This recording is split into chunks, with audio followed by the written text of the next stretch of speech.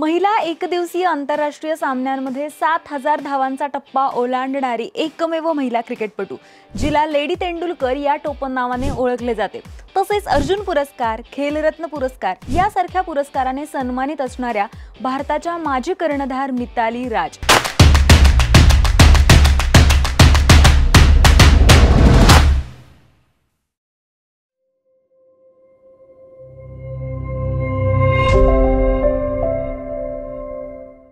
पाहुयात त्यांची क्रीडागाथा.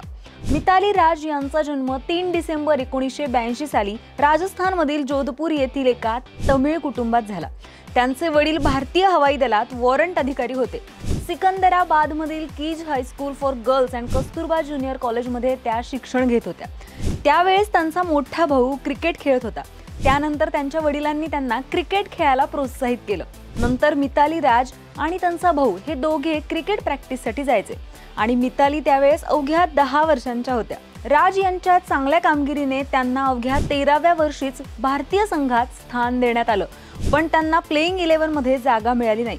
तरीही त्यांनी खचून न जाता आणखी मेहनत घेतली, सराव चालूच ठेवला. शेवटी त्यांची मेहनत आणि सातत्य कामाला आलं आणि त्यांना 1999 ला एकदिवसीय आंतरराष्ट्रीय क्रिकेटमध्ये आयर्लंड विरुद्धच्या सामन्यात पदार्पण करण्याची संधी मिळाली आणि पहिल्याच सामन्यात राज यांनी नाबाद 114 धावांची खेळी केली आणि आपली छाप सोडली आणि तो सामना भारताने जिंकला होता. त्यानंतर मिताली यांनी 2002 मध्ये इंग्लंड विरुद्ध झालेल्या कसोटी सामन्यात पदार्पण केलं, पण त्या सामन्यात त्यांना 0वरच माघारी जावं लागलं. पण इंग्लंड विरुद्धच्या दुसऱ्या सामन्यात 214 धावांची खेळी करून करेन रोल्टनचा 209 धावांचा विश्वविक्रम मोडून काढला आणि विरोधकांना जबरदस्त उत्तर दिलं. पुढच्याच वर्षी त्यांना भारत सरकारकडून अर्जुन पुरस्काराने सन्मानित करण्यात आलं. राज यांनी आंतरराष्ट्रीय कसोटीत 43.68 च्या सरासरीने 12 सामन्यात 699 धावा केल्यात. पुढे त्यांनी इंग्लंड विरुद्ध T20 मध्ये 2006 ला पदार्पण केलं आणि शेवटचा आंतरराष्ट्रीय T20चा सामना 2019 ला इंग्लंड विरुद्धच खेळला. 2005 ला मिताली यांना भारतीय संघाचं कर्णधार पद देण्यात आलं आणि त्याच वर्षी त्यांनी ICC ODI वर्ल्ड कप मध्ये भारताला फायनल मध्ये पोहोचवलं, पण शेवटी ऑस्ट्रेलिया टीमकडून संघाला पराभव मिळाला. पण त्यांनी केलेल्या या कामगिरीबद्दल भारतीय चाहत्यांना अभिमान होता आणि महिलांच्या क्रिकेट कारकिर्दीला नवं वळण मिळालं.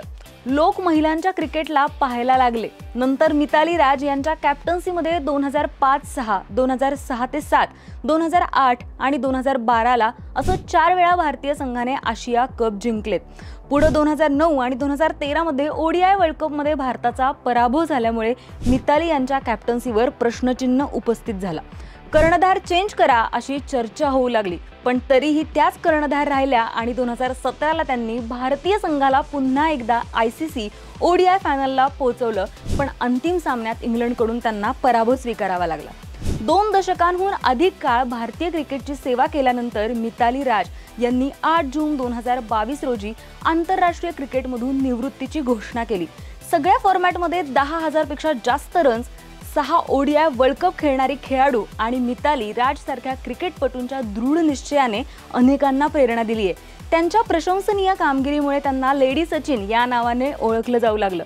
त्यांच्या या उल्लेखनीय कामगिरीमुळे भारत सरकारकडून 2015 ला पद्मश्री, 2021 मध्ये खेलरत्न पुरस्कार असे पुरस्कार त्यांना देण्यात आले.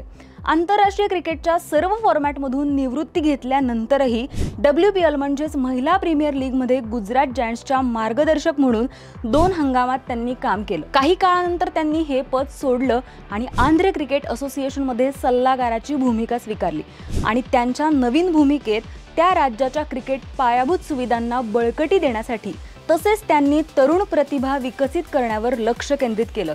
त्यांचे मार्गदर्शन आणि मिळालेला सल्ला भारताच्या महिला क्रिकेटपटूंच्या पुढच्या पिढीला सक्रियपणे पाठिंबा देत आहे आणि भारतीय महिला क्रिकेटमध्ये त्या एक प्रेरणादायी व्यक्तिमत्व आहेत. मिताली राज त्यांनी ज्या प्रकारे भारतीय संघाला उंचीवर नेऊन ठेवलं आणि अनेक महिलांना त्यांनी प्रेरणा दिली, त्या मिताली राज यांना पुढच्या भविष्यासाठी AGC स्पोर्ट्स कडून खूप खूप शुभेच्छा. धन्यवाद.